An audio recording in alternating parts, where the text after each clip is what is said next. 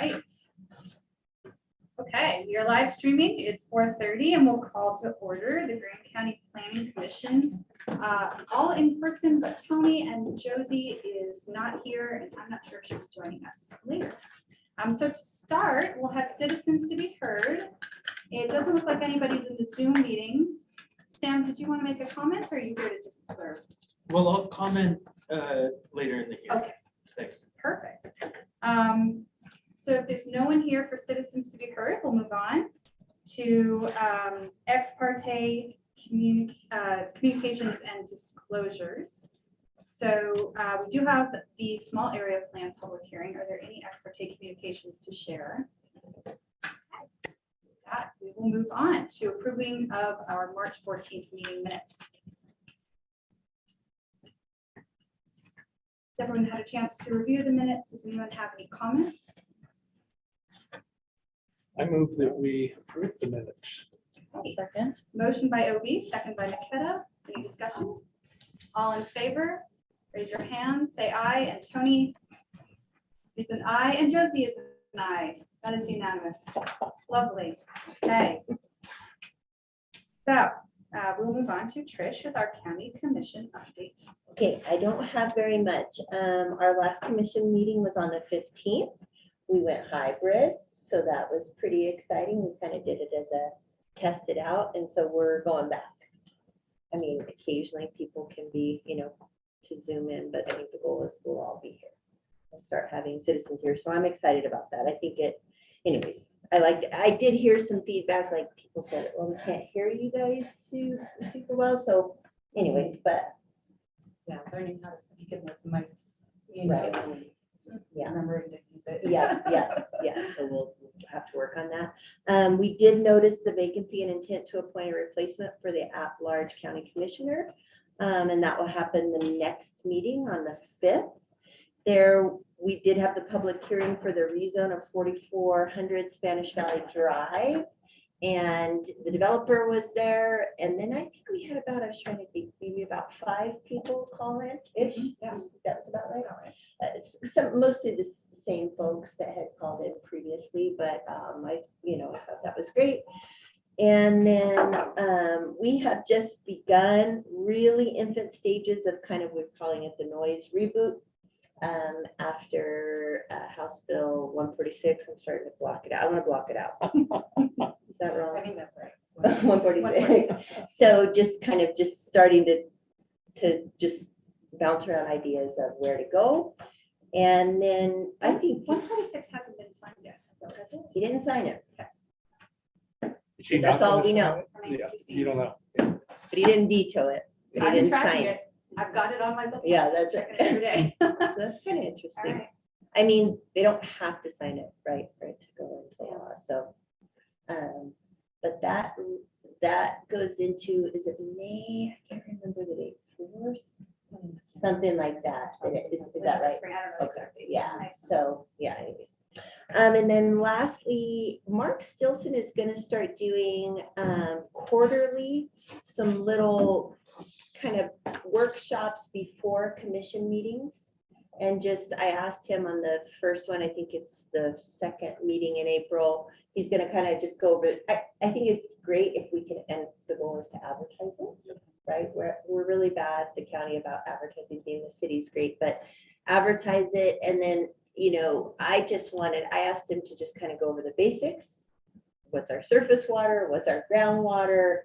How do we monitor that? And then each time, and then kind of do a Q&A, and then maybe each time we can start diving into different topics with him. So yeah, I think that'll be good, because I just get a lot of, questions from citizens, and it's like, well, it'd be great to just have them start doing a series.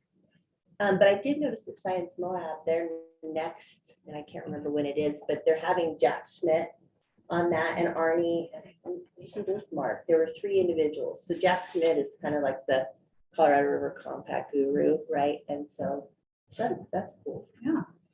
For the noise reboot, now traditional planning commission has not been involved in Title 5 and Title 10 updates. We did have some involvement Right, during the last rewrite, because Okay. it includes land use code. okay, And just given the investment in that this body has Yeah. had in the planning efforts, Okay. I'd love if it'd be okay. okay, And yeah, actually, let me, Maketa, would you want to be the representative from the planning commission to that if there Sure. was okay, a cool, opportunity? okay, So let's see if we can. okay. I will talk to Chrissy about Okay. that tomorrow, that'd be cool. Fabulous, Okay, cool. And then that's it for me.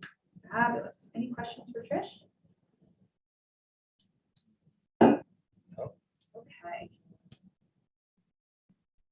So we'll move on to staff updates. Oh, really quick, the 4,400, that failed, correct? That was just the public, that was just the public. Oh, right, the Yeah. vote is Yeah, next week. Okay, yeah, perfect. next week, next week. If I can interject before you guys go too much further, it is quite a bit muffled and challenging to hear. I don't know if there's a way to speak more directly into the mic, but it is pretty challenging to hear. Matt got us all set up on that. Is this better? Can you hear us if we're on the mics, or are they not I connected? don't think they're connected. Okay, all right, never mind. Turn that thing up. I bet if we lean this way Yell and into it. project, it'll work maybe. Okay, Is yes, that Jenna? Was she speaking? Yes, that was Jenna listening on this side. I think it may help if you're just like speaking directly toward the camera as opposed to facing each other when you're discussing things. Does this sound okay? Yes, that's beautiful. I can hear really clearly though, Jenna. So it might be your hearing, Jenna. Well, I just got a new headset and everything, and I'm pretty good. Okay, we'll move on to staff updates, beginning with the debrief on the APA Utah Chapter Conference in Kanab. Yes, so Jenna and I both attended the CNAB Utah American Planning Association Conference. It's the annual conference they do. And it was very interesting. There were, it's kind of a smaller conference, but there were still quite a lot of attendees. So it's kind of cool to be able to meet other planners and, you know, talk about what other people are doing for, you know, all the issues that we're dealing with. So I attended several really interesting sessions.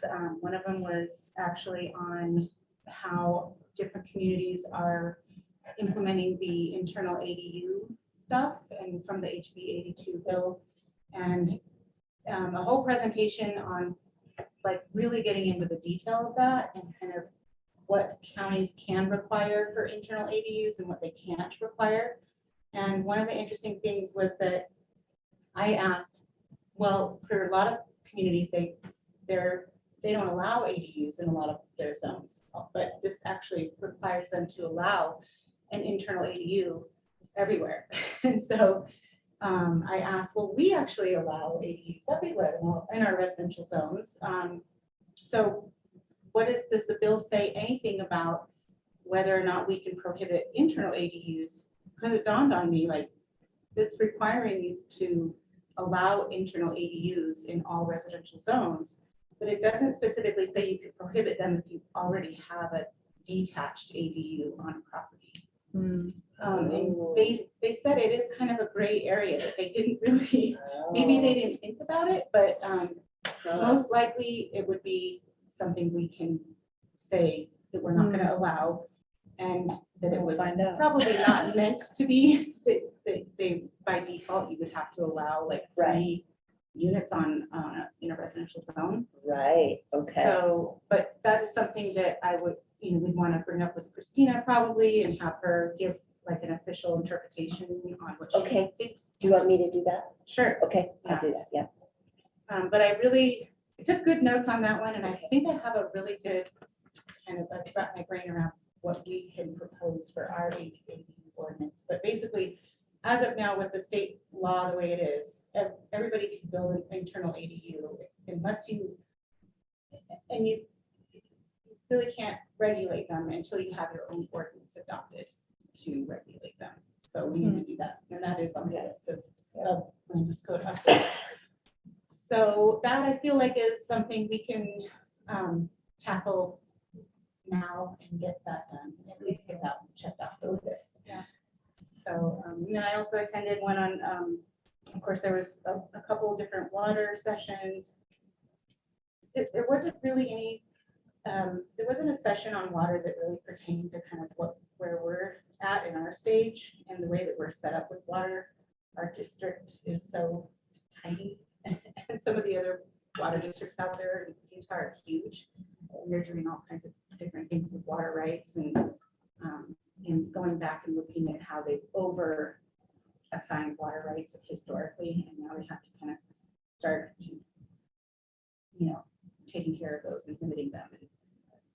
So let's see another one. Oh, the other one that was really of interest was the session on resource management plans for counties. Ours is from 2017 and it's time for ours to be updated. They're updated every 5 years. And so I spoke with Dylan Hoyt from the, oh gosh, I'm not going to remember where his office is, but he's the Utah Public Lands Policy Coordinating Office. So they're out of, and they're under recently DNR. So he has a ton of information for us on how to update our plan. And he just sent us a whole bunch of stats and things that they've already done research on for our county in terms of minerals and, mining and maps and all of that. So we're going to start working with him and updating our resource management pool. Yeah. So that was really good. Because you guys don't have enough to do. Right. Yeah. Right. Just throw that into the mix. I mean, he said he was going to come down in May to kind of meet with us and get the ball rolling. But I think we have until the end of the year, or at least until the fall. That's to start to really get that on the books. How will that process work? Is it will go through the planning commission I and then believe on? it does. Yeah. I know we worked a lot jointly on it the Right. last time. I'm sure it'll be a joint commission, planning commission type of, maybe a couple workshops.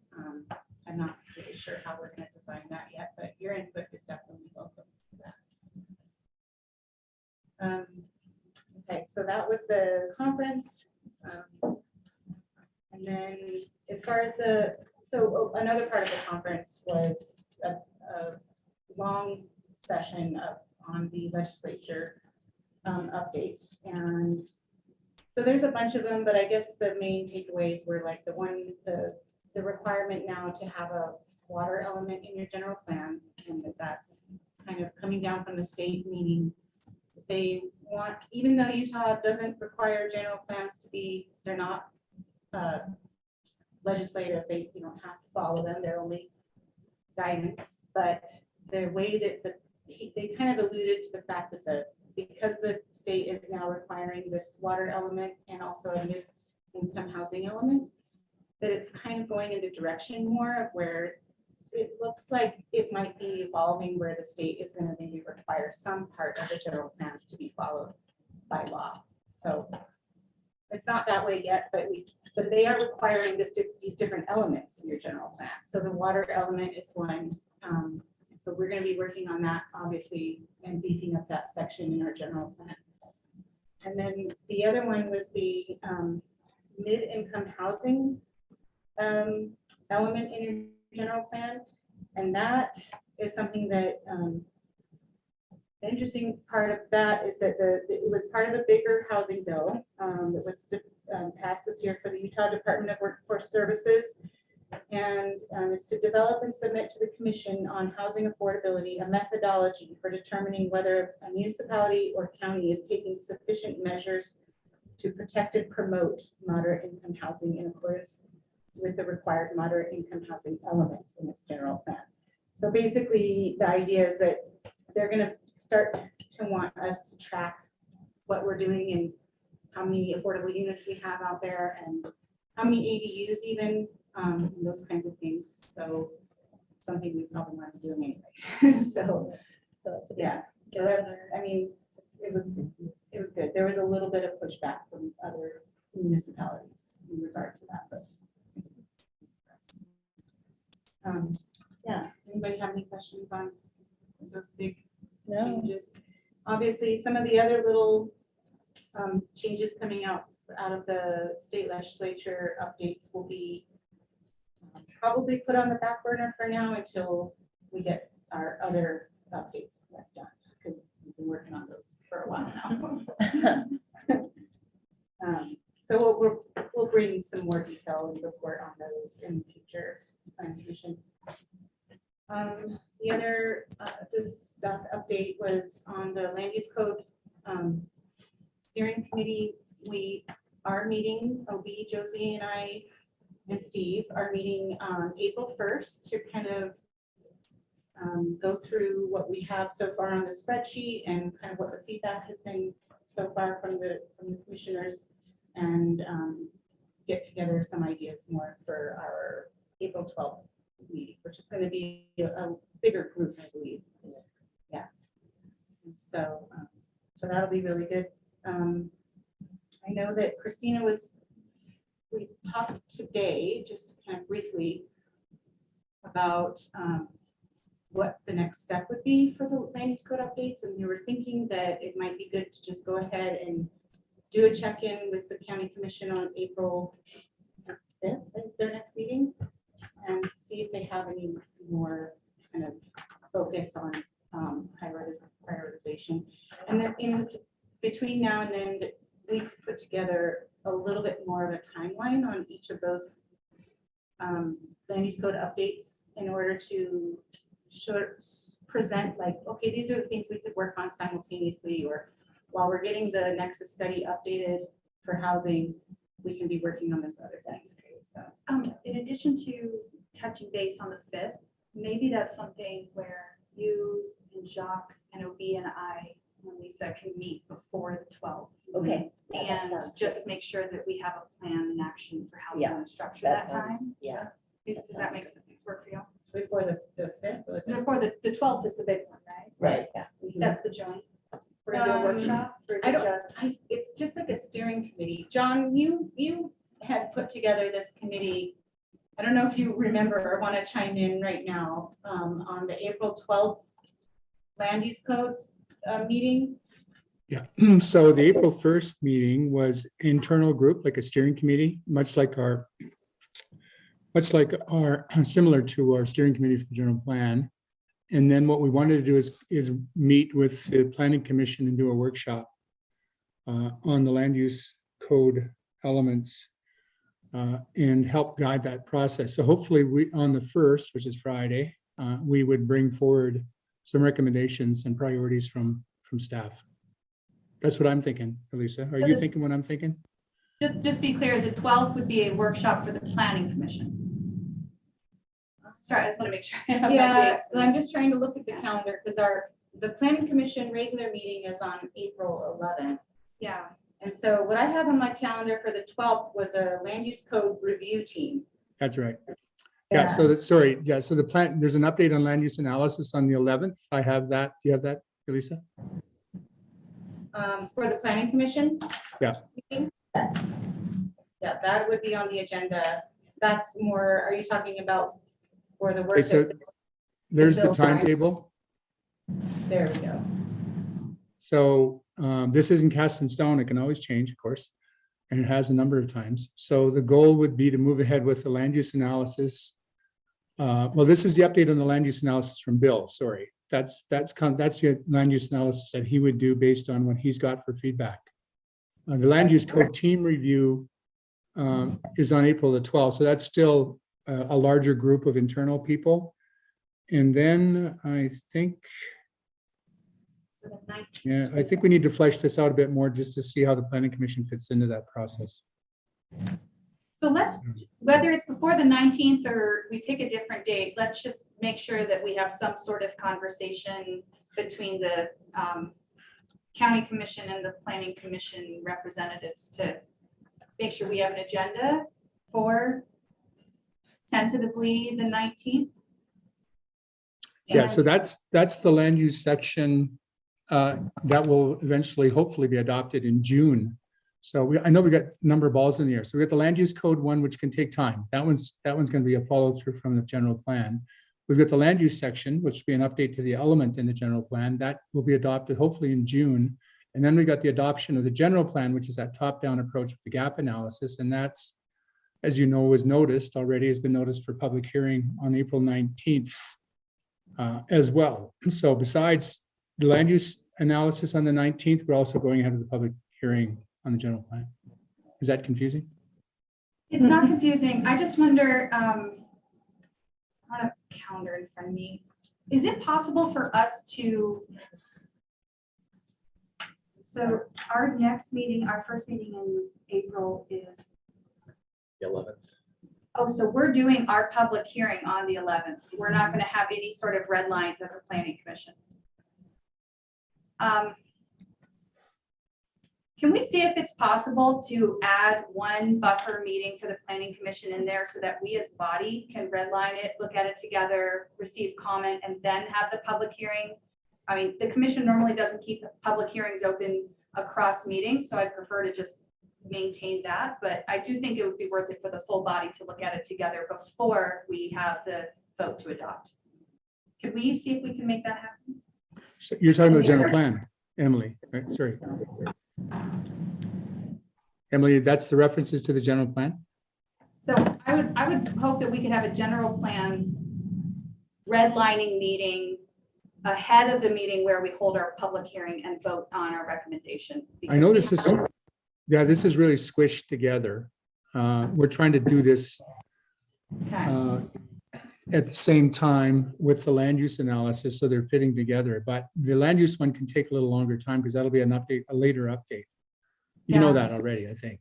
But Yeah, I was conflating the two in my head. Okay, so there's a joint workshop for land use on the same day we're talking about having the public hearing for the general plan. that's right. That's a 5-hour meeting.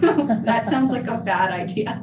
Let's maybe see if we can find a way to spread some of this out and leave us time to have adequate discussion as a group on the general plan, while not boring our poor constituents with hours and hours of discussion. Yeah, I And think ourselves. the April 11th Planning Commission meeting on the general plan, it would be good to hear if there are folks that want to actually speak to the general plan from the public at that meeting.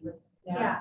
And we're gathering information and input from the public now. So yeah, I think the purpose of the April 11th, in terms of touching on the general plan at that meeting, would maybe be to get kind of a review of the feedback that we're getting from the public.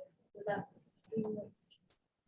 We can take the rest of this offline. Yeah. Libby and I could talk to you and Yeah. John, but Reworking the timeline. Okay. Anyway. Yeah, so Emily, I mean, the goal here is to basically include all the comments and have those comments. I'm drafting this for tomorrow for a county commission meeting, that we would have comments that we received so far, the comments that have been included, some that haven't been included, with the rationale. That'll all be presented on April 11th to the planning commission. There's no harm in doing more planning commission review of the general plan. It's just that you can do that now. You can make those comments on the general plan. And I realize this is somewhat of a tight time frame, but that's been open for a number of weeks now. well, let me ask the planning commission then, does anyone feel like adding an opportunity for discussion, editing, redlining as a group would be necessary? Or do we feel like we've had sufficient asynchronous time to review and just a single meeting for review and public hearing is sufficient? I think that'd be helpful, The extra one? the extra meeting, but Okay. I also don't feel like it's do or die. Can I get thoughts from everyone, unless anyone feels very, very strongly one way or another? Can we just like straw poll it maybe? Or, you know what, I'm not gonna do that. Let's just round robin. Rick, do you have an opinion on One meeting's good for me. when's good for you? McKenna thinks two. Do you have an opinion, Trish? I don't really have an opinion. Okay. I mean, we did quite a bit with it, but I mean, did you guys just take the input and anyways, or do we need to go through it all again? I don't know. And to clarify, do you mean just this body or joint with the county commission? So the way that it's structured, on the 11th, planning commission would have a public hearing on the general plan and send our recommendation forward and our edits forward. Then the county commission would have multiple meetings anyway to review public comment. but we wouldn't be a party to that. And so the question is, do we feel like the planning commission has suitable context to give a recommendation to the county commission? And it's possible to do. Do you have that opinion? Abby? I think we could get by with just the single meeting, but, you know, I've only gone through the first 50 pages. I got excited, made comments on it, and dropped it for probably 8 or 9 days, 10 days now. Don't actually know. So if everybody will actually go over the plan. The other thing, and John may be able to answer that, which is, I guess it's hard, you know, I usually don't get a hard copy of the comments I've made. So it's always hard for me to know what got included and what didn't. Maybe I should in fact print the whole thing out and see if To those that, comments. so to that point, Bob, as I was saying, on April 11th, and this is a promise, of course, I like to keep my promises. I'm working on a draft rationale for all the comments that were made, that were included, and for the reasons why some were not included. That's actually excellent, because then of course, at any kind of a meeting that we have, we can say, well, you know, this was a crucial comment, and here's why I think it ought to be included. So that's actually very helpful, and I'll get back to work on that last 100 pages. Okay, so in that case, just kind of getting a feel for the group, does anyone have a strong opinion that adding an additional meeting for comment and review is necessary? Okay, forever hold your peace. So, and I think that seeing that rationale and going through that will be helpful. So that'll be the 11th. And there's the internal review on the 12th, the land use code, a joint workshop on the 19th around the land use code. Or No. I think that's the land use study that Bill is Yeah. doing with the consultant. Land Yeah. use, not to be confused. Long range planning land use versus. Okay. Yeah. Then opening the hearing at the, okay. Oof. And then somewhere in there, we've got some land use code updates that we do need to adopt for the state, right? Right. Yeah, we have not finished. Lisa will need to get back to the planning commission on the April 12th. We'll have a team review with priorities, and she's already done some of that draft, and then we'll update that back to the planning commission sometime, I know, sometime in April or May. The next planning commission meeting is April 25th. So that might be a good time to go over land use code updates. Let's target.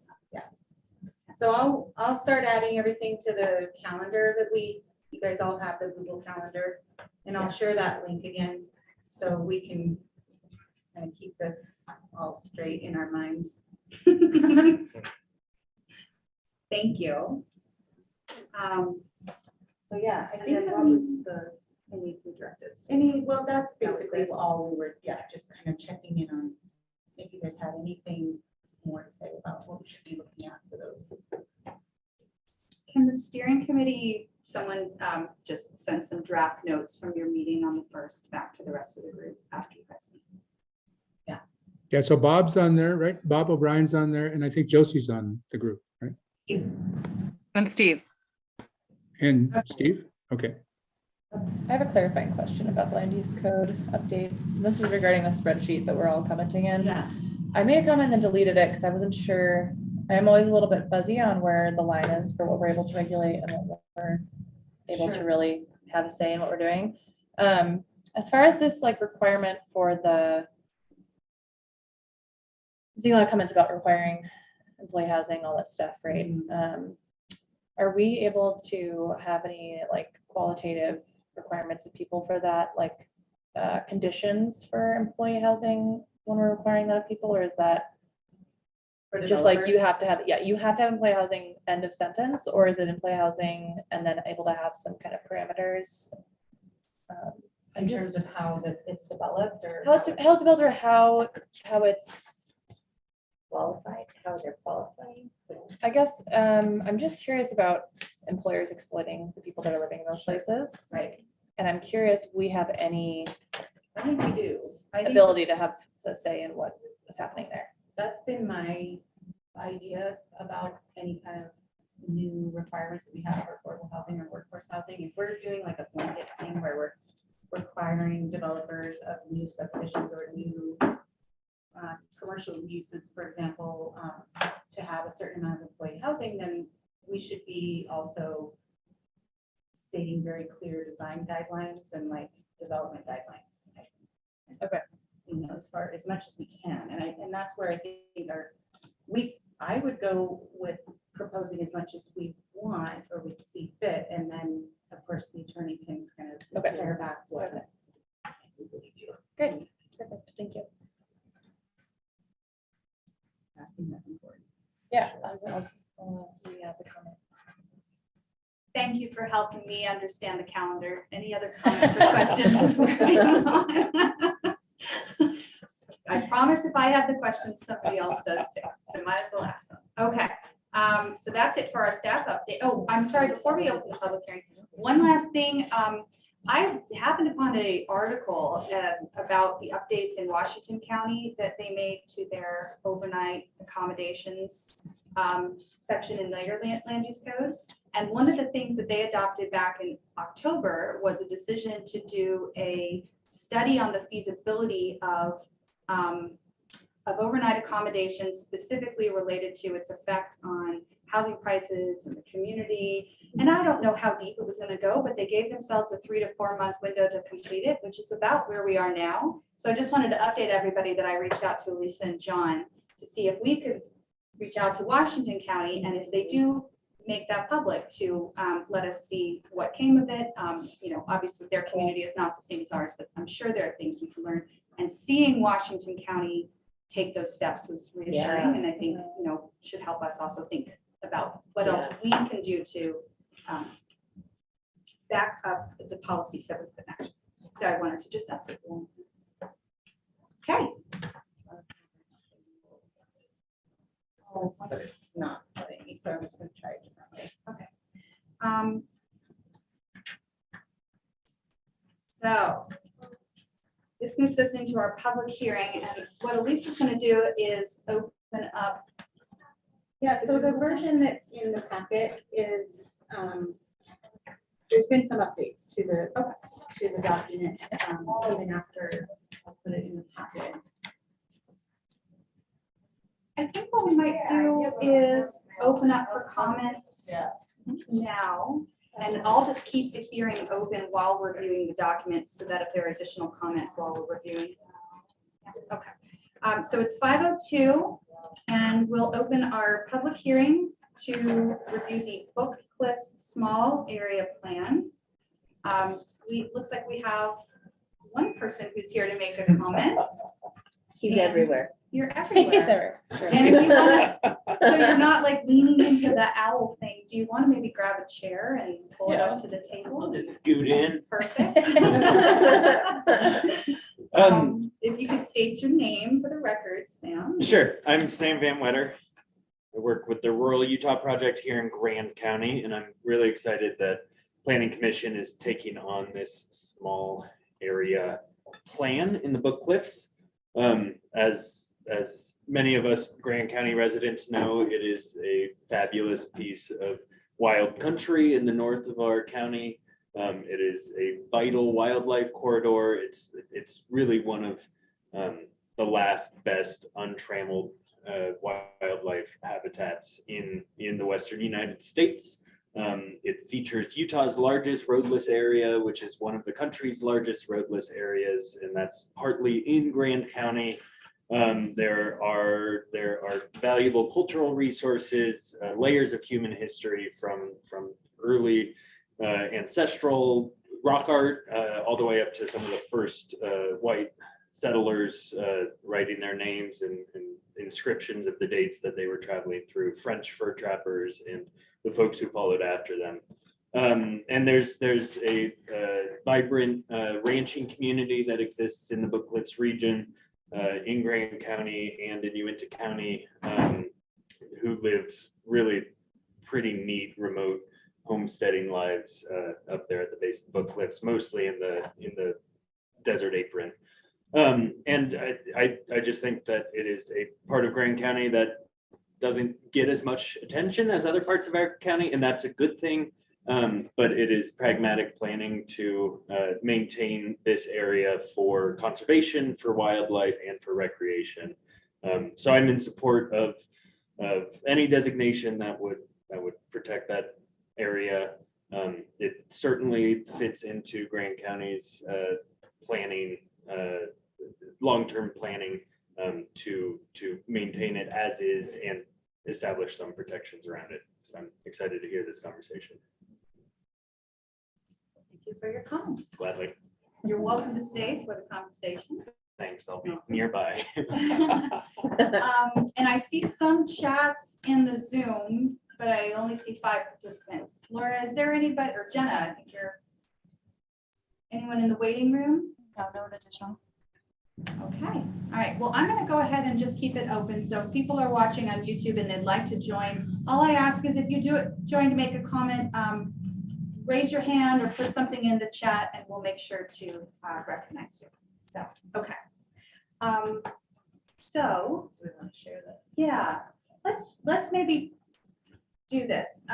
Elisa, could you just at a high level walk us through the sections, some of the edits, just so we can see them and the justification if it's relevant? And then what I think we'll do is just section by section, open up for some discussion and comments, and then see where that takes us. Live editing.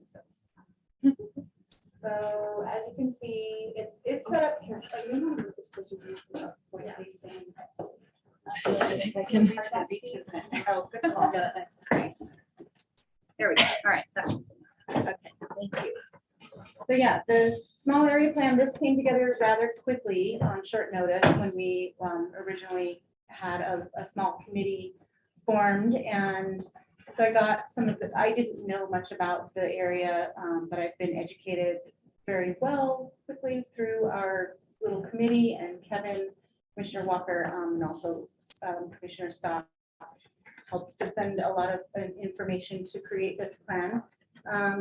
And so the one thing that's kind of been updated more recently is just to kind of set the tone for the purpose of this in the background, to be more about kind of comprehensive planning for the area that demonstrates the incompatibility with the highway going through it, instead of kind of setting it up as kind of in your face opposing a highway, but just to kind of be more in line with kind of what a planning document would, how they would frame, you know, you would normally frame this kind of planning. So I'm starting to work on that, and those are just some edits that I've made in that regard. So we have our background, kind of just talking about the wilderness and all of the kind of amenities, that the values that we all share in Grand County. And then going into focusing on each individual value kind of as an overarching statement, and then goals and policies to support those values. And then Christina mentioned that it would be good if we can find some maps to identify the riparian areas, nesting, fawning, lambing, calving habitat, and migratory corridors. So I was going to reach out to DWR probably to just get those maps. So we can do that. And then I know it's a little bare. You guys sent me some really nice photos of Bookcliffs, and I want to use those for sure in the final document. Elizabeth, Yes. the yellow there, that wasn't taken out, was it? It's just No, highlighting it's it. just highlighted to say that we're gonna include some maps. But- Yeah, to show where those areas are. Yeah.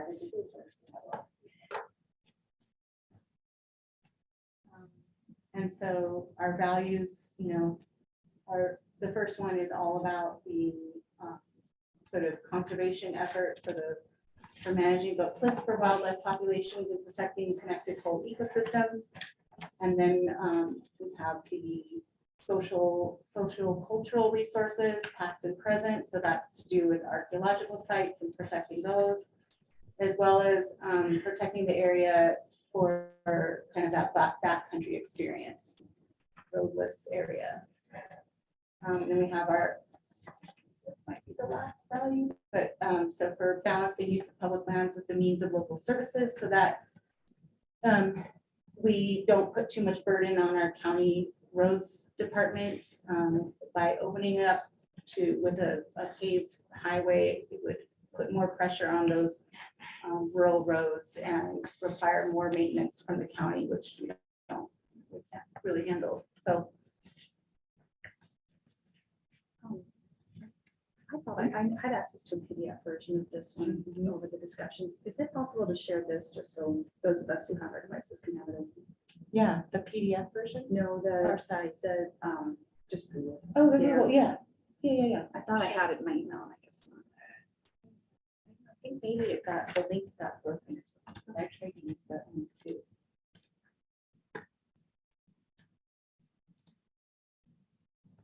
Thank you. And the thing I'll wait. Oh, go ahead. The thing I would love is to have you go back up and kind of maybe read, since it's difficult to actually see what got deleted, because I did comment on an early version of this, and then I've got the one that's in the packet. It'd be nice to know the actual words that got dropped. Jenna, are you in the planning office right now? I am. Would it be possible to run off a few copies of the existing Word doc we're looking at right now for those of us who don't have computers, just so we have it in front of us? Sure. Lisa, do you want to just email that to me so it's at the top of my Yeah. list? Thank And you. I'll run off, what, 4 copies sound good? I'll be able to, do you have internet in here? Okay, and Trish, you do. So 4 copies, 3 copies. 3 copies? Okay. Want a copy since you're here? 4, please. Thank Will you. do, for sure. Yeah, I just sent you a link. And then could you either drop maybe, oh no, we don't have a thing, just email it to me and Obi and Steve, and that way we've all. For me and that's even.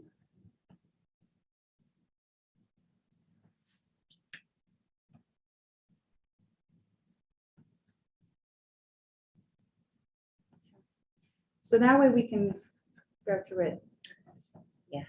That's great. But I guess before we start just going section by section, any comments or questions related to the larger arc? Well, just a comment. So Kevin and Sarah kind of wrote the rough draft. Tony and myself added quite a bit. So it's, has been going around and around. So just so you guys have an idea of that process. Yeah, so Obi, this is the part that has been most recently edited, the background. And Yes. there's just a couple grammatical things, and then I also just wanted to make it kind of more general in terms of, I don't know, just framing it so that it's not so confrontational, more that it's Yeah. just like more, That's good. this is our comprehensive plan for the Bookcliff area, which basically the reasons, the things that we value about this area are incompatible with a highway. And I know Christina had, commented on it being focused so much on the road. I think that's probably right, but I wanted to make sure the road is mentioned. It's Oh, an yeah. important part Definitely. of the history. So that was Yeah. what me kind of wanting to take It a is, look at yeah. that. I agree, and that's still in there. So, yeah, it says the BLM manages the land within the Bookcliffs where for over 3 decades, the idea of a highway connecting northeastern Utah to southeastern Utah has been widely and thoroughly debated. So that's still there. That's good. Since the first formal proposal in the late 1980s, the Bookcliff Highway has been a major election issue in Grant County multiple times, most notably in 1992 and 2014, and in all cases, the candidates opposed to the Bookcliff Highway have prevailed. Yeah, that's, Yeah, if and I that's still in there, that's good.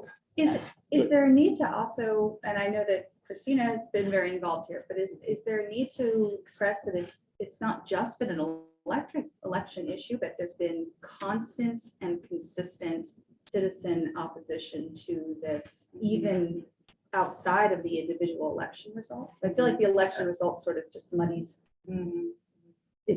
Yeah, So- that does seem like we could widen the scope of the opposition to it instead of just being around election time. Any other just higher level questions about how this came together or thoughts before we go? item by item? I've got one for you, Emily, just a sort of frame of mind type comment when dealing with a small plan like this. It's important for us to remember that like greater than 99% of the land in the planning area is administered as federal public land or state trust land.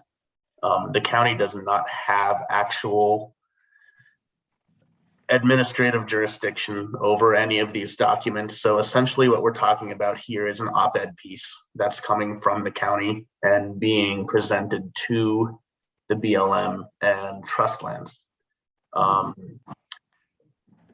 Just to reiterate that, I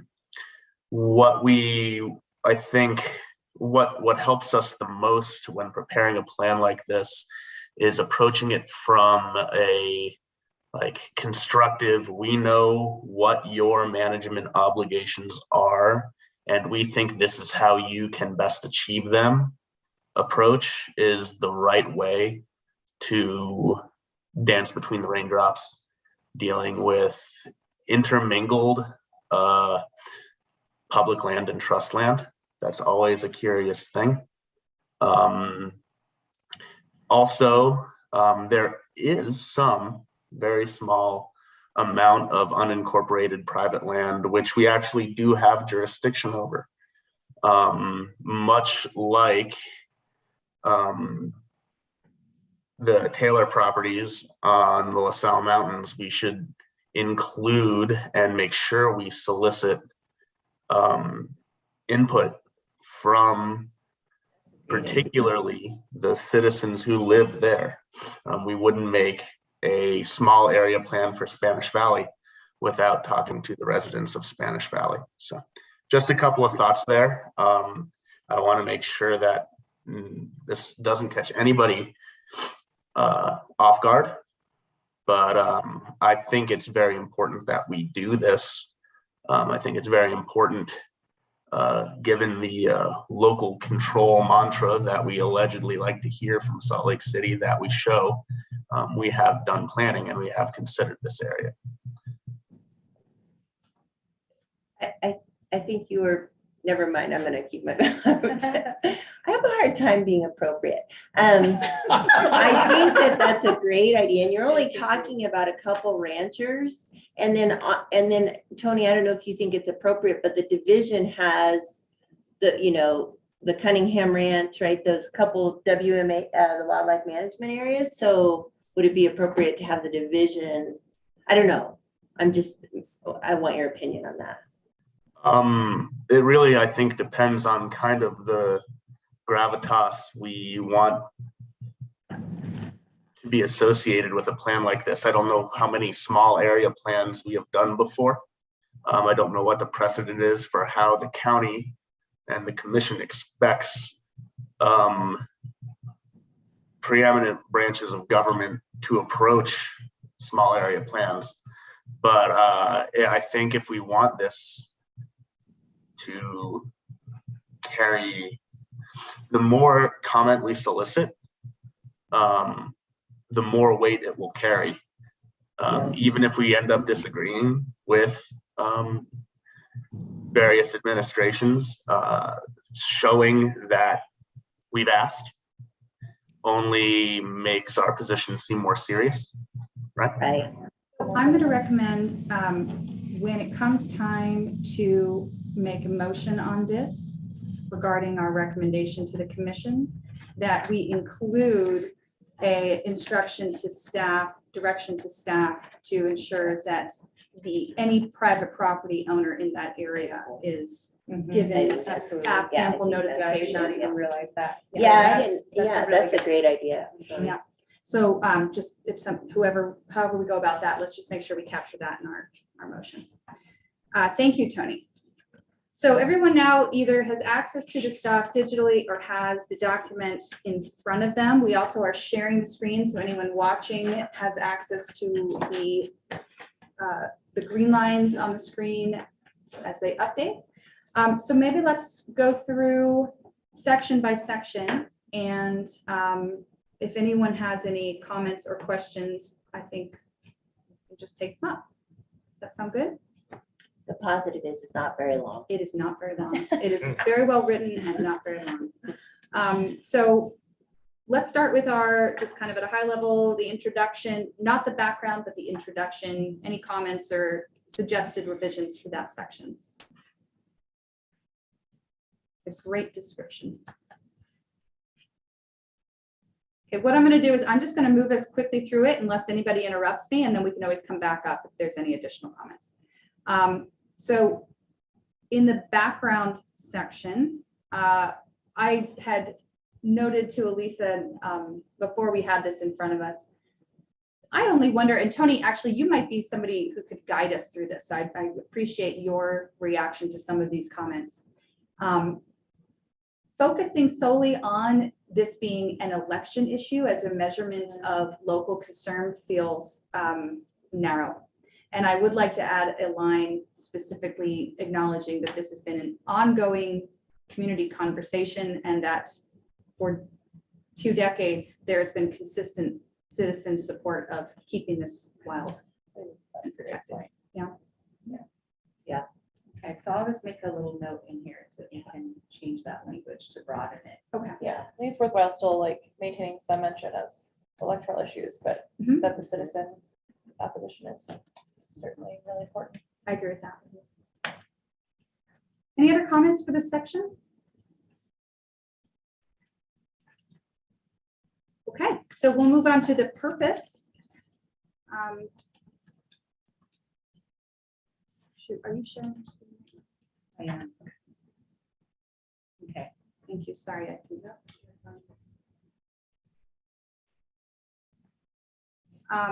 Okay, so is there any comments about the purpose section?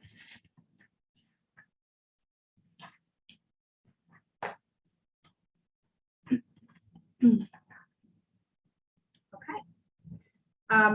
So for the values and goals, why don't we take it value by value? So our first value here that is noted is healthy, intact ecosystem and wildlife habitat for big game. Any comments? I mean, do you think it's appropriate? I'm looking at you, OB. I don't know why. To take out big game and just say for wildlife? Yeah, I like Okay. that better. Yeah. Are you guys good with that? Mhm. And I should have caught that earlier. I mean, all I care about is big game. I'm totally kidding. I'm You're totally just- kidding. No, I know you are. Plus, this won't alert it to anybody up there. Looking up there. It's wildlife. Well,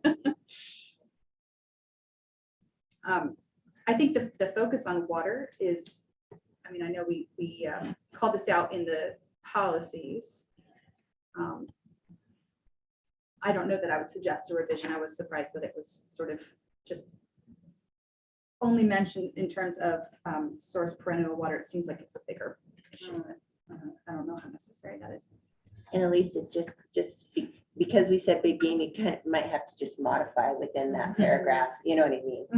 Yeah. This, that it just keeps me talking about that over and over.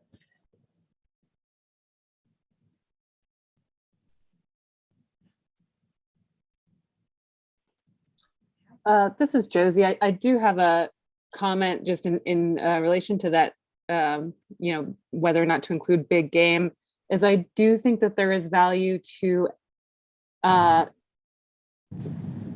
of isolating out, maybe not big game, but like megafauna, because there are so few intact habitat corridors that are big enough to contain the migration corridors of larger species. So I don't know if it's worth mentioning more in that context of what a value it is to have such a large swath of uninterrupted migration potential.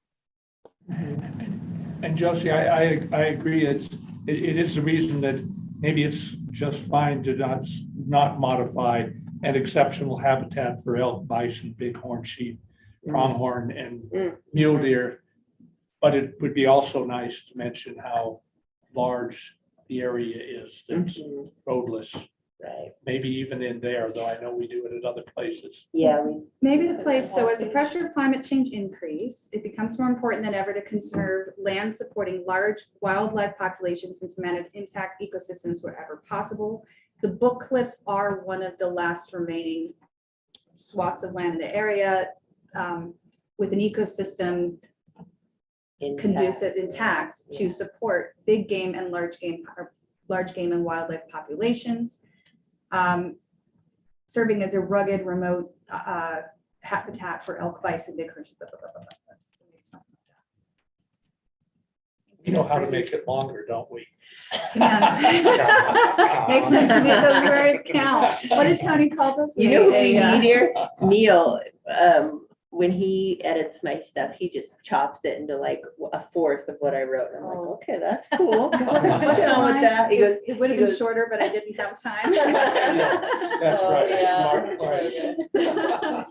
But I do think that calling that out assertively is a good idea. So there, I do think the words are Yeah, they're way definitely incorporate that language.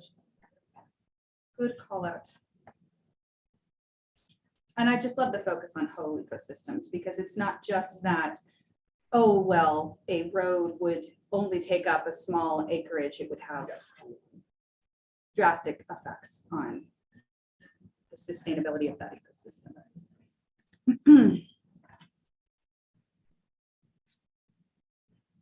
Okay.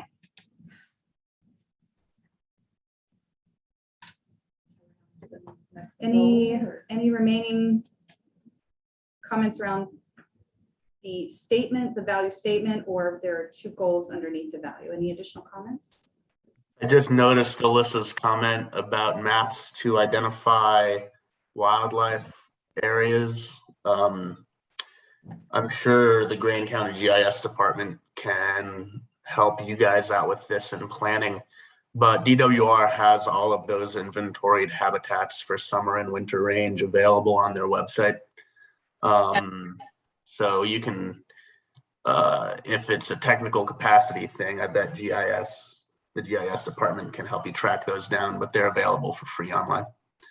Yeah, I figured they were, and we just haven't dug around for them yet, but we will get those maps, DWR most likely.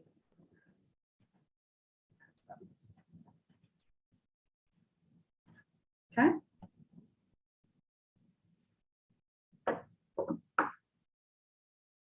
Moving on, we'll go to our next value, sociocultural resources, past and present. So let's maybe look at that value statement again and then break down the goals. Sorry, I thought we were going to the next goal, so. Oh, no, Or next please. Goals, I just have a really quick question Yeah. on the climate resiliency. B says enhance the ability of drinking water aquifer watersheds to capture and infiltrate water. Infiltrate water. Filtrate. Filtrate, Filtrate okay. I was just wanting to make sure I wasn't misunderstanding there. Okay, cool. Recharge water or We like we replace that with recharge? Yes. recharge groundwater. Yes. Better. Good catch. So on the sociocultural, I just pulled a couple comments that Don Montoya had made about that region as we're writing our my brain is, anyways. So I pulled some regarding the indigenous tribes there, and then also that Euro-American comment. So he's kind of the man. That's where I pulled some of that information. A little bit. I didn't write that whole thing. I just. And I believe that the term is ancestral equivalence, is that correct? See, he used that I'm term. curious, because ancestral equivalence, I know. I believe is the know. most current. I'm not sure. Let me see if I, equivalent? let me see if I can find the email where he wrote that. So I kind of used his. Cool.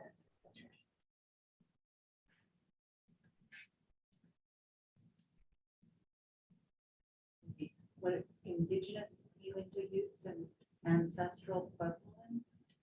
Or not? Well, it's Or So two more chats. Not- We wanna just make sure that's not any- I know that there's also the Fremont people, which I don't know if overlap with ancestral Ancestral- Puebloans. Ancestral So Puebloans, I think, is a catch-all term for. Bill, Fremont. is Yeah. Bill on? That have come before the current John? indigenous people, I believe. is kind of- No, Bill, sorry. Bill is sending me comments through my phone. So he just wanted to make a point that the road impacts are not just because of the things that are here. There's other broader impacts of roads.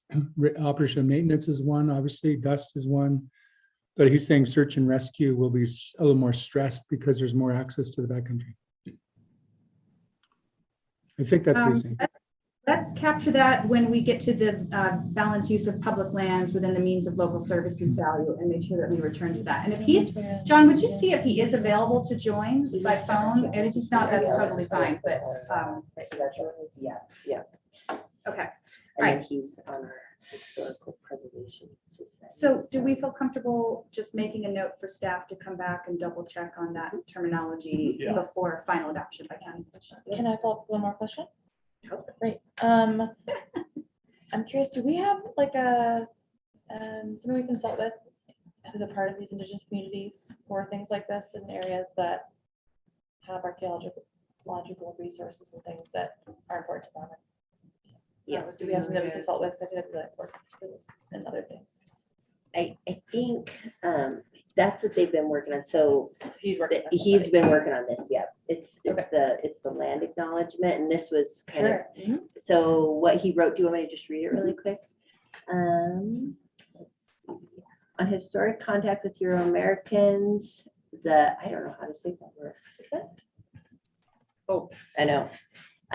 It was a band of the Utes lived in the area around Moab. The Uinta Utes were in the north, and the Uncompahgre Utes were east of the LaSalles. The Southern Ute were further to the southeast. San Juan Paiute and Navajo tribes were further south. Puebloan tribes were not recorded as being in the area around the archaeological records indicated in the prehistory. So you're right. So you were right about that. No, so indigenous peoples, what did I put in there? It says indigenous Puebloan tribes. Okay, yeah, so yeah. So it should so just be indigenous tribes. Yeah, our Indigenous indigenous peoples, Yeah, yes. or specifically say Fremont, or check that. But yeah, I think that's true too. And I also wondered, this kind of dovetails with Niketta's comment, but I wondered whether there was like active tribal specific use, like gathering of medicines or herbs or ceremonial purposes similar to bear's ears and some of the kind of modern uses, so that in addition to just preservation of archaeological record and recreation, I'm not sure if there is maybe a third component that is more like tribe specific use. That's something I don't know about the area, so that's just as much of a question as wondering if that's another thing to include in this section. Looks to me like something that might be even more appropriate in the background section at the top of the document to acknowledge the use that precedes the modern Grand County government. Absolutely. And ensuring that any reference then is not a side note, but actually a core representation. I agree with that. I think that would, well, I really feel like I've been wanting to include more in the background than just talking about the highway. Yeah. So I think that would be great to balance that section out with some other. And the Send booklets are this still to you. super significant for the native groups that have historically. Before we go to your comment, then I just want to quickly I'll send resolve, this did we, from the language that was sent to you, Trish, Absolutely, yes, indigenous people, yeah. indigenous that's what we people. want to Yeah, bring. yeah, sorry, that was Sorry my, to make people laugh. no. I would just love to have that information. Maybe this is a future consideration, but if we're putting these land acknowledgements to previous and contemporaneous tribes in this small area plan, doing this and retrofitting, the 313 small area plan and other similar items. I think that's a So- great But suggestion. then he was I saying think we'll pass specifically due. more, and then I Yeah. sent you that email. Yeah. I think that's a good Just for suggestion. Grand Let's County. come back to that. Yeah, do the future consideration. So, sorry, y'all, I'm just because of the crosstalk with the owl, Sorry. mic, I'm gonna just pause this. Let's recap.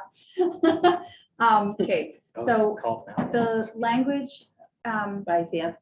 and I'm so sorry, Trish, I missed who sent that to you, but Oh, Don Montoya. John Montoya. Yep, Okay. And so he was an archaeologist with the BLM for forever, and he's on our historic preservation committee.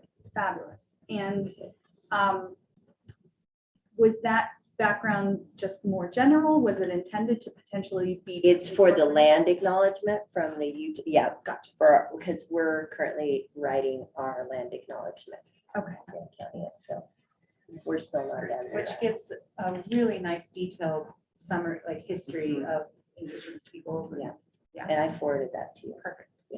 So for now, so that we can take the time to make sure that our recognition is appropriate and comprehensive, we'll just put a note into the document that we want to add additional context about the historical use, including Indigenous use and modern tribal use of the area, in addition to the context of our community and government's perspective.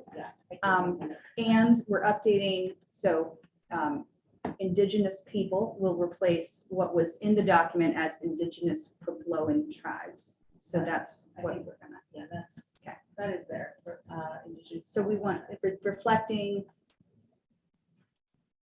I think it sound, and I want to be very careful here that what we should, let's just make a note. We need to come back to that language. Yeah, that sounds good. Not gonna solve Yes. everything. Okay, Yeah. perfect. Okay, so, and then we're gonna come back to Bill Jackson's comment in the next section, and I hate to do this, Emily, but now that I'm thinking of the background, right? Yes. So it's serving as background for the whole piece. There's really not anything in the background that kind of supports the values, goals, and policies of the Bookcliff in terms of kind of wildlife. Mhm. We do have something now for Indigenous peoples.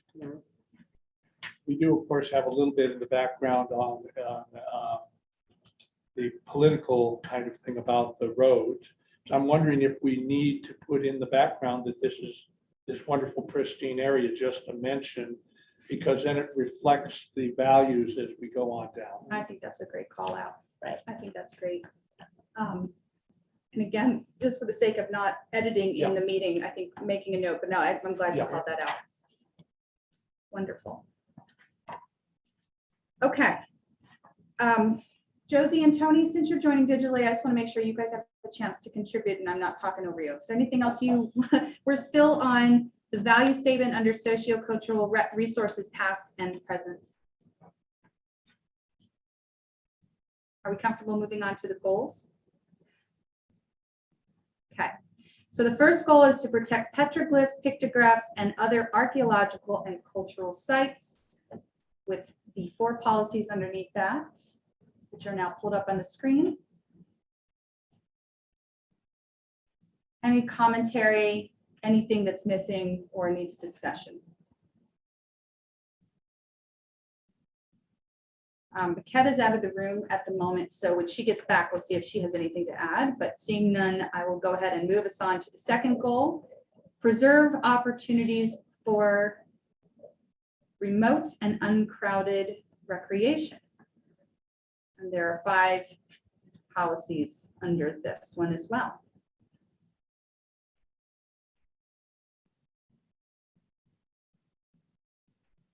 Any comments? It looks like there are 2 new chats. We want to just make sure.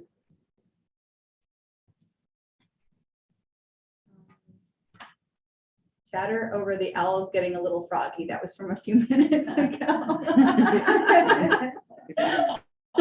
Okay. So we might come back to these when Baketa returns to the room in case she has any comments, but let's go on then to the third Emily, one. one comment for that goal is I wonder, in addition to remote and uncrowded, if we use something like quiet as a qualifier, because I think that's really important too, especially in Grand County these days, in as much as there is opportunity for that in the Bookcliffs. Do you have a suggestion of how to rephrase that, or do you want to just put a sticker there for us to come back to, for staff to come back to? Yeah, Tony. I was gonna say, if you guys wanted to use NEPA jargon, the phrase would be unmechanized and primitive recreation. That's what a NEPA planner is gonna see and understand. They're gonna say, what does remote and uncrowded mean? That's not in my manual. So it's unmechanized and primitive. Okay.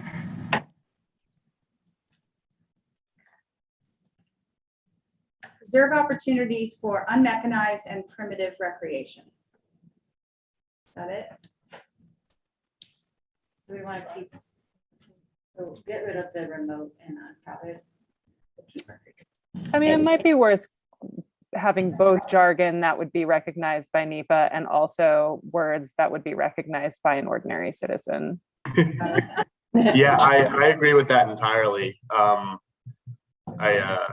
I see the vast utility of this document being for including as an exhibit during a public comment the next time this kind of thing comes up.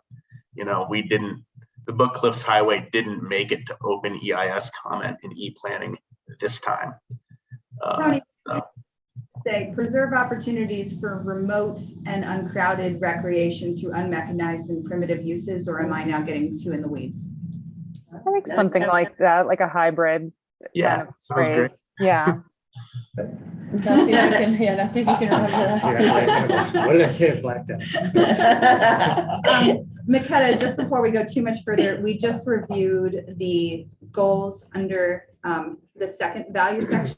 And I just want to make sure you didn't have any additional comments that you wanted to add before we move on. I didn't have any on there. Okay. Thank you. Okay.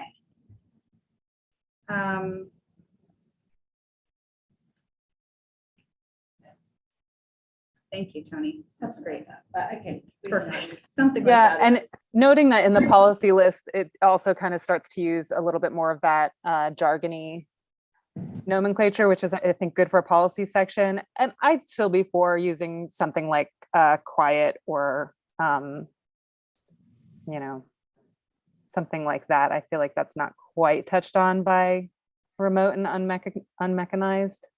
Why don't we say preserve the quiet and wilderness quality of the area through, like, I think let's call it out right at the head. Yeah, exactly. Because this is the goal. And then in the policies, you know, we start to call out like, you know, primitive backcountry experiences, and that fits within that jargon. Yeah, remote quiet and uncrowded quality. That's support. I don't know. I'm breaking my own rules. I'm editing live. Yeah. And I think you said, I think you included wilderness in that somewhere, Emily, which I think is fine for the goal as well, even though it's mentioned in the policies. I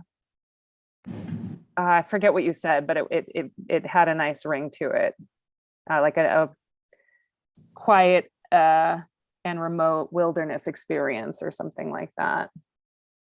Good thing these meetings are recorded, so we don't have to remember what we say. It has a good ring to it. We'll have an opportunity. Well, I mean, before this goes to county commission, would staff share the updated draft so that if there's any final comments, the planning commission. Okay. Perfect. Thank you. All right. Any comments on the policies under this goal? Okay. Honestly, actually, I'm going to add one. I do think under policies, we should explicitly support non-mechanized uses. Like, we want to see people use this area, and I don't think it's that we don't want it to have any visitation in terms of being able to find that balance, Tony. But I would like us to actually assert, support wilderness uses, support and educate on wilderness uses, and respectful, responsible recreation. Like yeah. Something to that end. There are resilient roads there. I was gonna say, it's the type of country, like the roadless area obviously is roadless, but the other country, like the reality is I drive too, because it's so expansive, you have to drive to get to areas. So I'm not sure how to, there are a million roads. So There's a million class B roads. Yeah. Off those. And I've heard it just like you have. It's an awesome place to hunt. I never see anybody up there. I've taken ATVs places that I don't know how those guys make those roads, but anyhow, it's, So maybe something like, say that. This statement is not sacred to me. No, So yeah, if we yeah, I don't feel know. it's necessary, I'm fine with it Just, as well. no, I don't know, just, Responsible off-road recreation. The nice thing is the WSA already has that. Great, right. even That's better. a good point. Yeah, Strike it. yeah, Okay, Perfect. okay. yeah, that's a good point. All right, let's, moving on. Okay, so our third value, balance use of public lands within the means of local services. John, did you hear more from Bill, or do you want to read his comments out loud? I kind of summarized it. He was just asking for feedback. He wasn't suggesting a major change. He just thought that impacts were, for the roads were broader than just dust. Maybe I'm just quoting too simply here for him. Is this search and rescue? So search and rescue would obviously be an impact because you'd be opening up the country more. Yeah, you have it, But yeah, it's not highlighted. increased, yeah, search and rescue, wildland fire.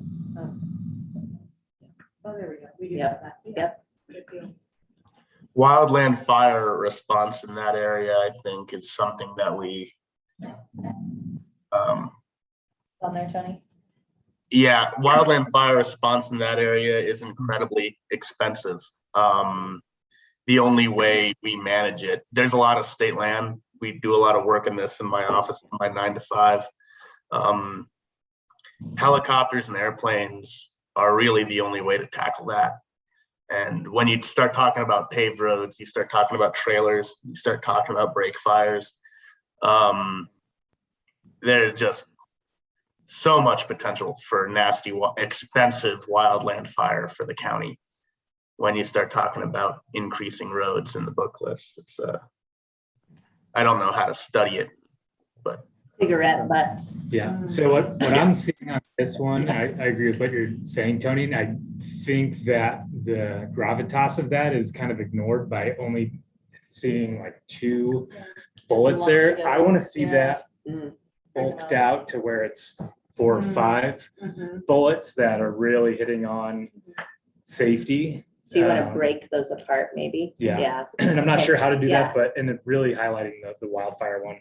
Yeah. Because as I'm looking at the overall document, I see the values and the goals, and it looks like it's very much kind of from the environmental perspective, which is hugely important. I Sure, agree sure, with sure. it, but somebody who doesn't have that agenda is going to blow it apart, and we need to highlight the safety component.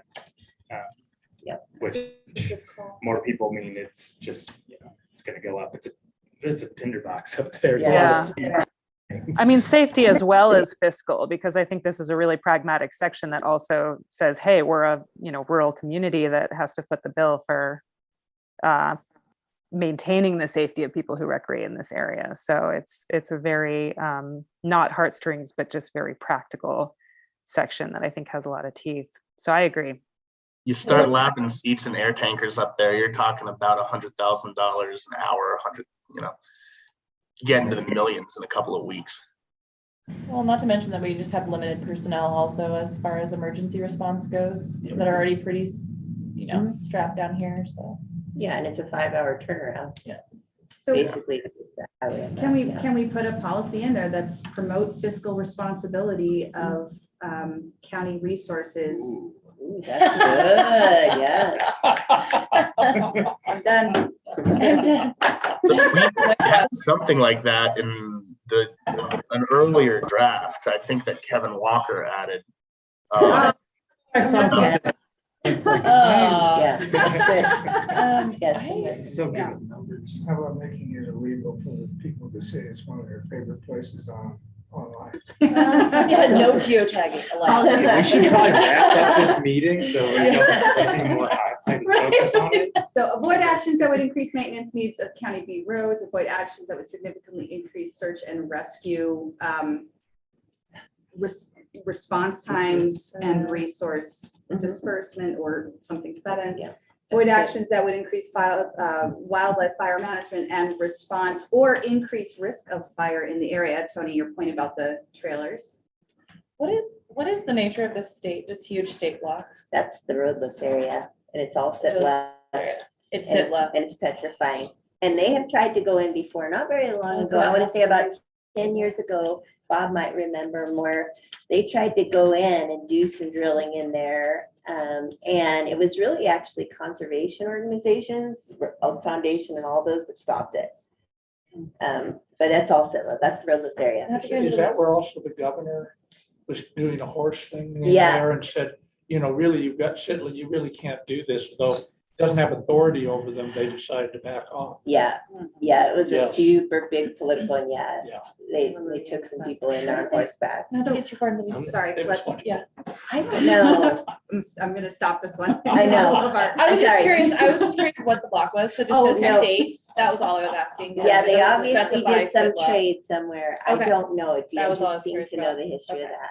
I was It's curious awesome. because wildfire management and So- planned. McKenna, if you want to get really granular, it's all state, but it's the Division of Wildlife owns tiny little inholding blocks along the riparian zones next to the perennial creeks. And the rest of it is trust land. So Yeah, that's all. It was, it just says state on the legend, so. And you do need to know, a massive wildfire went through there, I think it was about 18 years ago. And they did just let it burn. It's mostly burnt. Cool, great, yeah, this was. Yeah, no, so fire and that's, stuff it's there, really so- good. It's all pretty burned. Sorry. That. Yeah, I just, no, it was all about prescribed fire, I was not trying to get all. Obey between the bad influence. I'm sorry. Can I make one suggestion? Yes, please do. And this is, I don't want to get too wordsmithy in here. I'm just seeing avoid. So maybe Yeah, on I C, know. it could be like promote Yeah, actions that would I would rather have decrease more need for wild. Okay, positive. Great. cool. Statements. Yeah, and I have two thoughts on this section, and one, I definitely agree with including some of Tony's language around not just wildfire management, but increased probability of wildfire with increased use. And then in talking about the fiscal responsibility within the value statement, it could be balanced use of public lands within the means and capacity of local services. So that kind of speaks to fiscal, but in a little bit more of a broad way.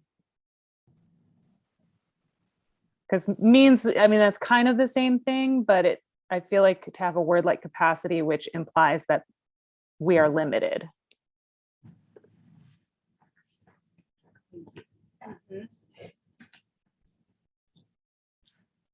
Okay. So wordsmithing, I think, can happen off the meeting, but that's a good call out. Tony's point around not just response and management, but decreasing risk upstream or, to the no fires. Any other comments to this section? He looks like he wants to say something. No, I'm keeping my mouth shut. Okay, Tony, anything else you wanted to contribute before we move on? And there's a chat as well. That's weird not to be on my Zoom. Just a Xanaster quote we should keep in the back of our minds thinking about the Bookcliffs.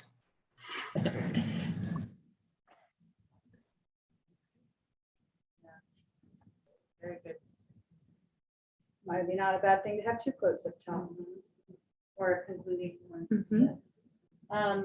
Yes, so there is still a section there at the end for a conclusion that hasn't been written, but we're gonna work on that. And then the other idea was to put this out to our consultants because they did offer to help us on this and we have a little in our planning budget to pay them. They have all the nice design people on their That's team and cool. so they could make it, format it with some pictures and some design elements and make it nice. So that was gonna be like the next step after we all approve the language. So, yeah.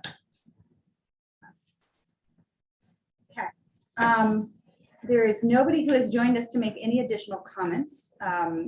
So with that, I will close our public hearing at 5:54. And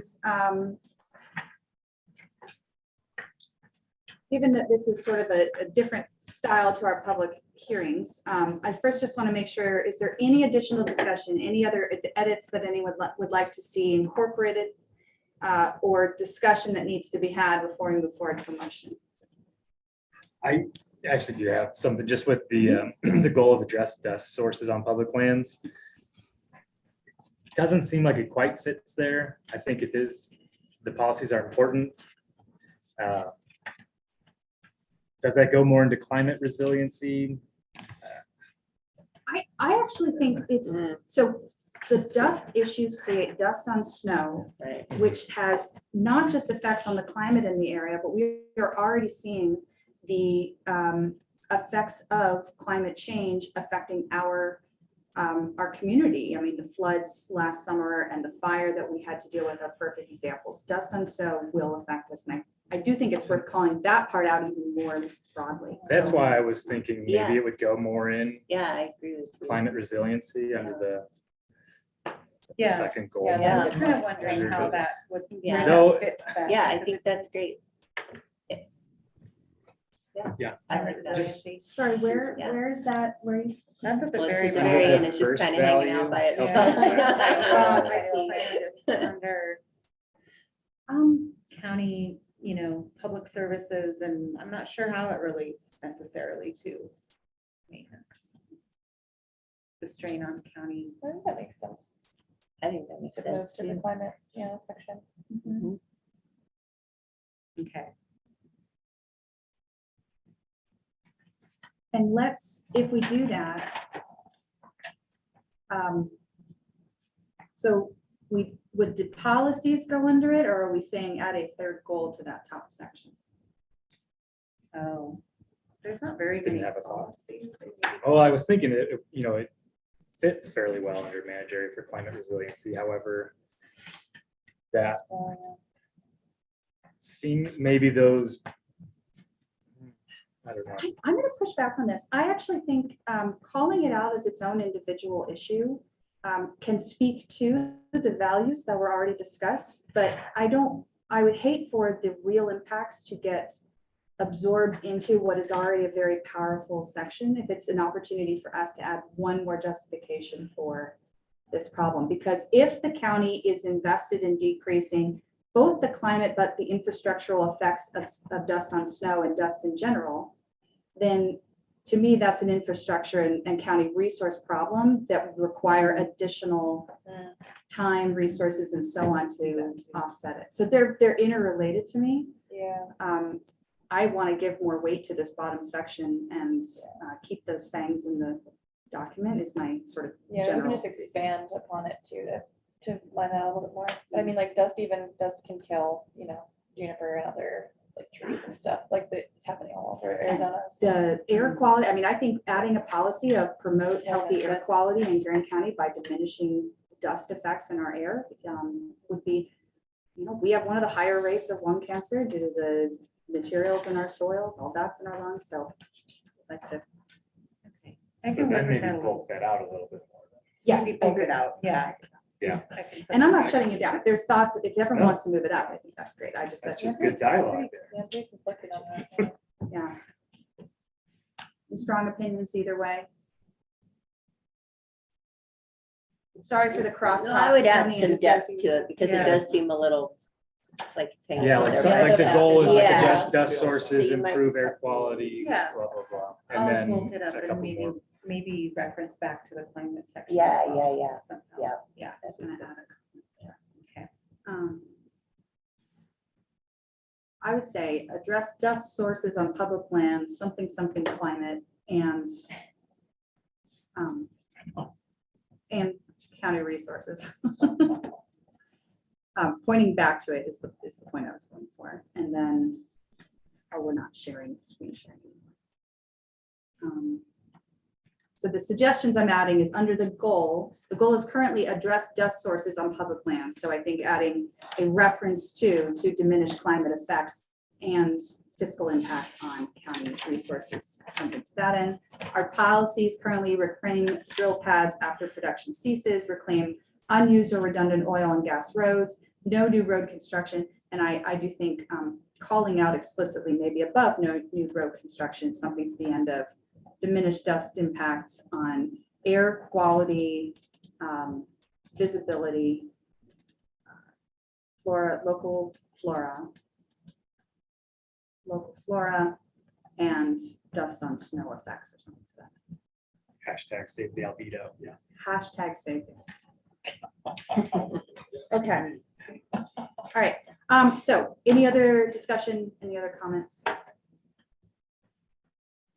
Tony and Josie, I know there was some crosstalk and I'm sorry about that. Do I? Yeah, I added it to your comment, but in talking about like climate resiliency and that sort of thing with the dust, I think that belongs in the values, way back in the value statement. Maybe that's what you were saying.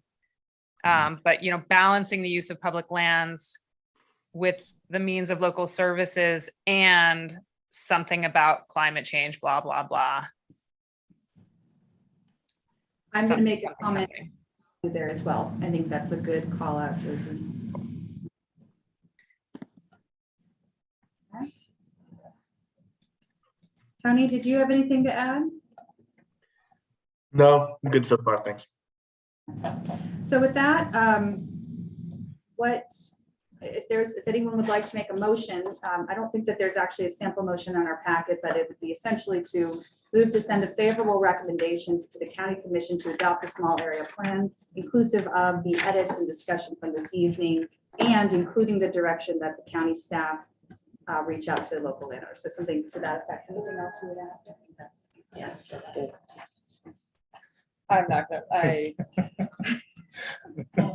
You didn't get all that. I'm gonna try and correct me as I go along. I move that we send a favorable recommendation to the Grand County Commission on the Bookcliff Small Area Plan that includes the edits and suggestions that we've made at this meeting, and also ask that that we reach out to the private property owners in the area. Okay, is there a second? I second. Seconded by Steve. So there's a motion on the table by OB, second by Steve. Any further discussion? OB, if you have anything, the floor is yours. No, I just think this is, it really fits a hole that we have in our RMP that doesn't mention the area of the Bookcliffs. This is probably overdue, and this is going to be a very helpful addition to small area plans in an area that really needs it. Steve, any additional comments? Nope. All right. Any other discussion, comments before I call for a vote? Well, I'll just quickly say just great gratitude to staff and to everybody who worked on this. Tony, I know you put in a lot of time, so thank you so much, especially on a tight schedule. Okay, so there is a motion on the table, just to restate back, by OB, seconded by Steve, to send a favorable recommendation to the county commission to adopt the Bookcliff small area plan, including the edits directly and indirectly from the discussion this evening, and directing the planning and zoning staff to notify any private landowners in the small area plan of this effort. Okay. All in favor of OB's motion, raise your hand, say aye. That is unanimous. Thank you, everyone. All right. Now, before we break, Steve did have one thing he wanted to raise for future considerations that I think is worthwhile, which is just in considering how we could take the same intentional language and recognition from this document and this evening and bring it back into our other small area plans. Maybe that's something we can look at with the land use code updates that the working group can talk about as maybe a point of conversation, because that's where that lives. And then generally, I think if staff wants to give a suggestion on how we keep that rolling forward and any sort of consultation or advisement that we would need from the appropriate people, that would be a good call. And sorry if I sound like I don't know what I'm talking about, because I don't. Are you talking about, so for example, the small area plan that you guys had for the 313 area? Okay. So anything you've already done? Anywhere we That's great. call out cultural use and Great. artifacts, recognizing that culture didn't Okay. start in, 19 Right. whatever. Yeah. Yeah, but by the way, Emily, that's kind of front and center in the general plan too, because you want those kinds of comments to be comprehensive, not just area plan related. They should relate to the whole county. Yeah, and I wonder if, I mean, if the county is working in general on an acknowledgement statement, maybe that's just something that gets automatically included in all of these portions Yeah. of documentation. I Yeah, think all I- of those updates are contemplated as part of the acknowledgement statement to the general plan. Yeah. Good point.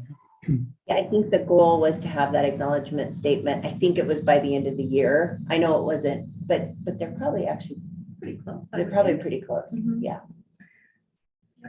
Any other comments for future considerations? That, there's a motion to adjourn. Motion that we adjourn this meeting. Okay, motion by McKetta, second by OB, all in favor. And that's unanimous. Thank you, everybody. Have a great evening.